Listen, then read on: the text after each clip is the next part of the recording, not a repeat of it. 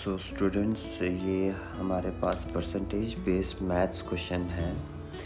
इसमें बोला गया है कि 5% इनकम ए का जो है वो बराबर है 15% इनकम ऑफ बी, और जो 10% इनकम ऑफ बी है वो 20% इनकम ऑफ सी के बराबर है।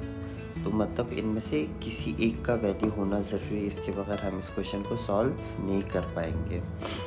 तो if income of C is, तो हमें सी का इनकम दिया गया है स्टूडेंट्स। तो सी का इनकम दिया है तो हम बी का निकाल सकते हैं, बी का अगर निकाला तो उसके बाद ए का निकाल सकते हैं। तो देखिए स्टूडेंट्स, पहले हमने सॉल्व किया है। पहले क्या बोला है स्टूडेंट्स, पहले हम जो भी बोला गया है उसको एक इक्वेशन में लिखेंगे। तो पहले बोला गया है, पहले सी से शुरू करते क्योंकि सी का वैल्यू हमें पता है। तो पहले बोला है कि पहले क्या बोला है students, 10% income of B is equal to 20% of income of C. वही हमने लिखा है students, 10% income of B is equal to 20% of C. तो 10% हो गया 10 डिवाइड बाई 100। जब भी परसेंट होता है तो डिवाइड बाई 100 डालना है। तो 10 divide by 100 of B equal to 20% 100 into 2000, जो कि हमें वैल्यू गिवन है। तो फिर हम क्या करेंगे स्टूडेंट्स, डिवीजन करेंगे। 0 0 यहाँ से कट, 0 0 यहाँ से कट, 20 इंटू 20 कितना होता है स्टूडेंट्स, 400।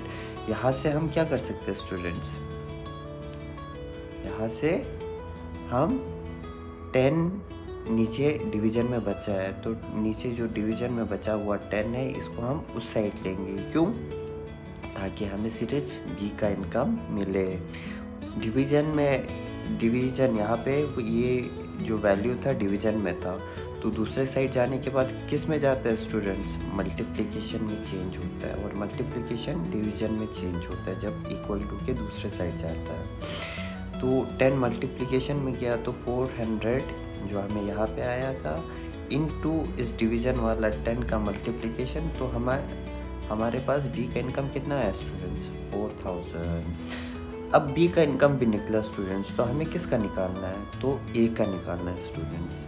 तो ए का कैसे निकालेंगे, हम इनकम को डायरेक्ट जो इक्वेशन दिया है उसको डायरेक्ट लिखेंगे। तो बोला कि 5% of income of A is equal to 15% income of B. यहाँ पे डायरेक्ट इस वैल्यू को पुट करेंगे। सिमिलरली जैसे ही हमने यहाँ पे सॉल्व किया, यहाँ पे भी करेंगे। जितना डिवीजन होगा पॉसिबल उतना हम कर देंगे। तो 5% ऑफ ए, 5% कितना होता है स्टूडेंट्स, 5 1 ज़ा 5, 5 20 ज़ा कितना होता है स्टूडेंट, जैसे हमें पता है 5 2 ज़ा 10 होता है। तो इस पे 0 1 बचा, 0 1 डाल दो। यहाँ पे भी 15% है स्टूडेंट्स, तो 0 0 0 0 कैंसिल। हम इसको इंटू 40 के जगह कैलकुलेशन को इजी और जल्दी करने के लिए हम क्या करेंगे स्टूडेंट्स, 15 इंटू 4 करेंगे। 15 2 ज़ा 30, 15 4 ज़ा 60। 60 पे 0 1 बच गया था, तो कितना हो गया स्टूडेंट्स, कितना हो गया, 15 इंटू 4 60, 600। अब 600 इंटू 2 करो स्टूडेंट्स। इस पे तो दूसरा कैलकुलेशन किया, आप अपने हिसाब से दूसरा भी कर सकते हो। जैसे कि 15 इंटू ये कितना हो गया स्टूडेंट्स,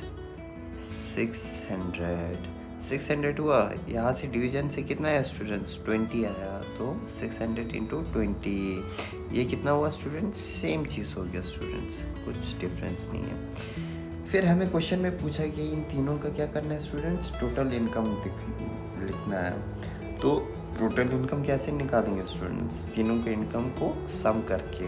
तो टोटल सम यहाँ पे डालने के बाद कितना आया स्टूडेंट्स, 18,000। तो हमारा ऑप्शन बी हुआ 18,000।